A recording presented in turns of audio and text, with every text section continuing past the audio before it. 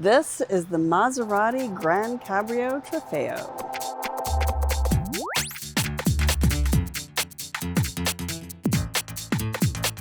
Maserati has been a little quiet lately. About 7 or 8 years ago, they decided to retool the entire brand.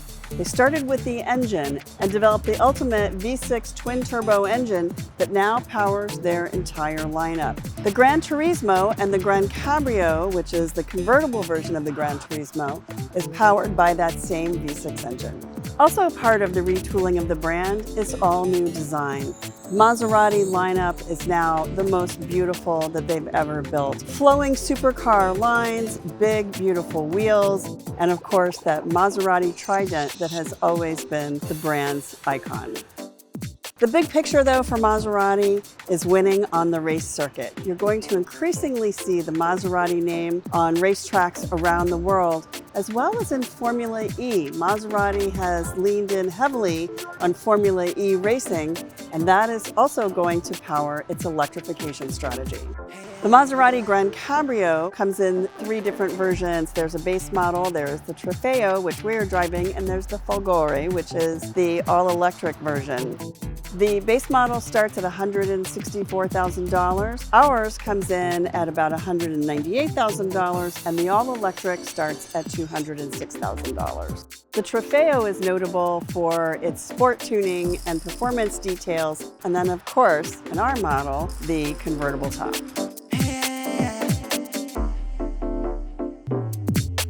The Italian heritage of Maserati is seen throughout the GranCabrio. It starts with this beautiful leather. Leather covers every surface in this car, and it is quite gorgeous. We have a D-shaped steering wheel here. It has perforated leather for better grip when you're on the track. The multimedia system is actually a product of Maserati's parent company, Stellantis. Several years ago, Stellantis made a huge investment in multimedia systems. They hired a team of about 70 people, many of whom came from gaming and entertainment, to develop a really great multimedia system and all the tech interfaces in their cars. And that really shows up in the Maserati GranCabrio. The starter is right here on the steering wheel.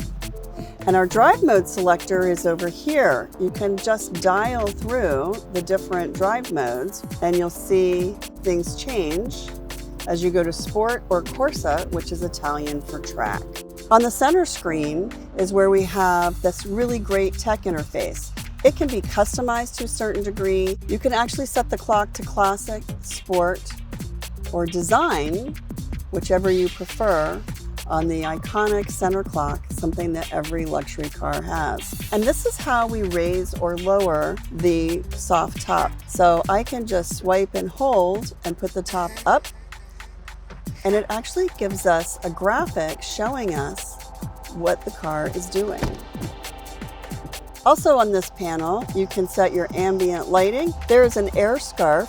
There's actually warm air that comes out of the headrests in the front seats when the temperature is cold outside.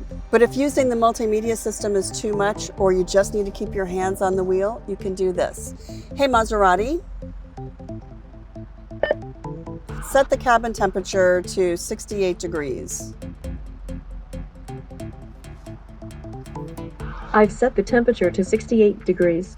Another very modern feature in the Maserati are these electric door handles. All you do is push this little button here and the door pops open. There is an analog door release in case you lose power. You can pull this to open the door, but it's also electric on the outside. You just pull the little tab and the door pops open.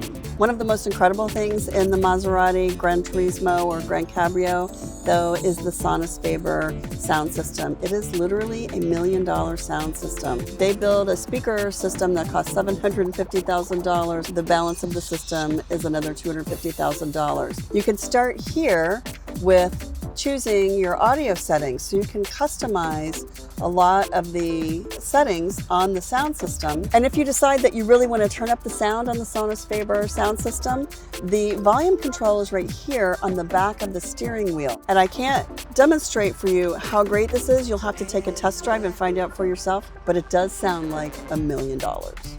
One of the reasons that racing is so important to Maserati is it's truly in the company's DNA. In fact, Maserati is the oldest or one of the oldest racing brands in the world. And Maserati's early engineers actually designed a lot of the technology that's still used in racing today, including these paddle shifters. Notice how they're really long and they are attached to the steering column. These were designed by those engineers who then went on to work at Ferrari to ensure that wherever the steering wheel is, the paddles are always in the same place, upshift and downshift. I recently had a chance to drive the entire lineup and will say they are spectacular. That single engine strategy is a winner. This is one of the most fun cars on the road.